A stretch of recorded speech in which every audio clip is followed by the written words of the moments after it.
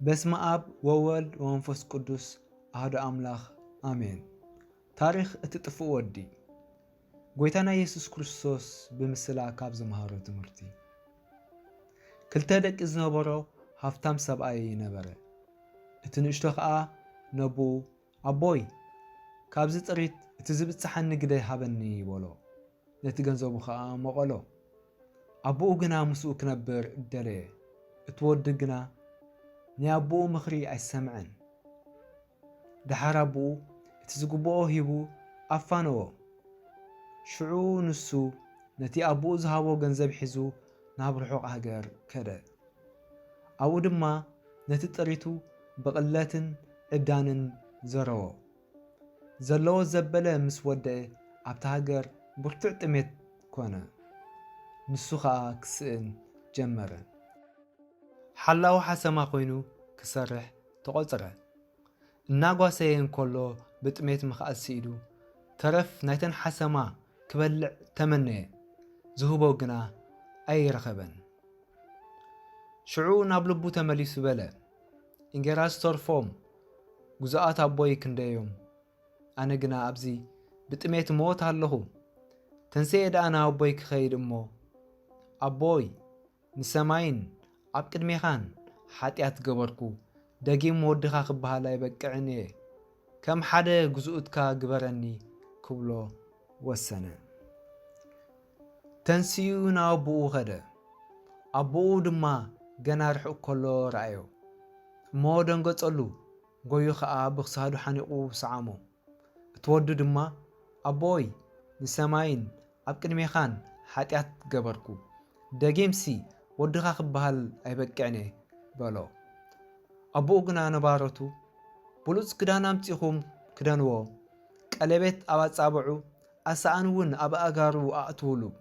እዚ ወደይ ሞይቱ ነይሩ፣ ሓዊኡ ጠፊኡ ነይሩ፣ ተረኺቡ እሞ ስብሕቲ ላም ኣምፂኹም ሕረዱ፣ ንብላዕ ንተሓጐስ በሎም።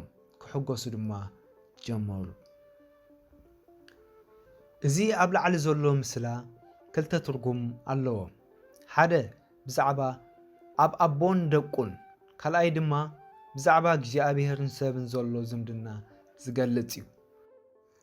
ልክዕ ከምቲ እቲ ጥፍእ ወዲ ብዕሽነቱ ካብ ኣቦኡ ተፈልዩ ዝነበረ፣ ንሕና እውን ብሰንኪ ሓጢኣትና ካብ እግዚኣብሔር ሰማያዊ ኣቦና ኣዚና ተፈሊና ነበርና።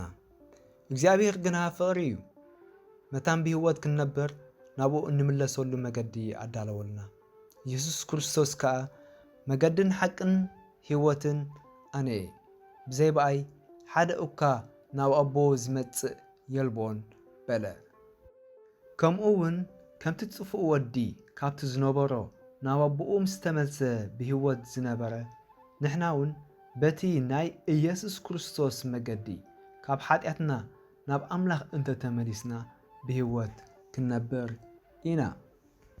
ጎይታና መድሓኒና ኢየሱስ ክርስቶስ እንታን ኣበርን ዘይብሉ ክነሱ ምእንተ ሓጢኣትና ኣብ መስቀል ሞተ። ተቐብረ ከዓ ብሳልሰይቲ መዓልቲ እውን ተንሰ። ኣብ ልዕሊ ሞት ሓይሊ ከም ዘለዎ የርእየና።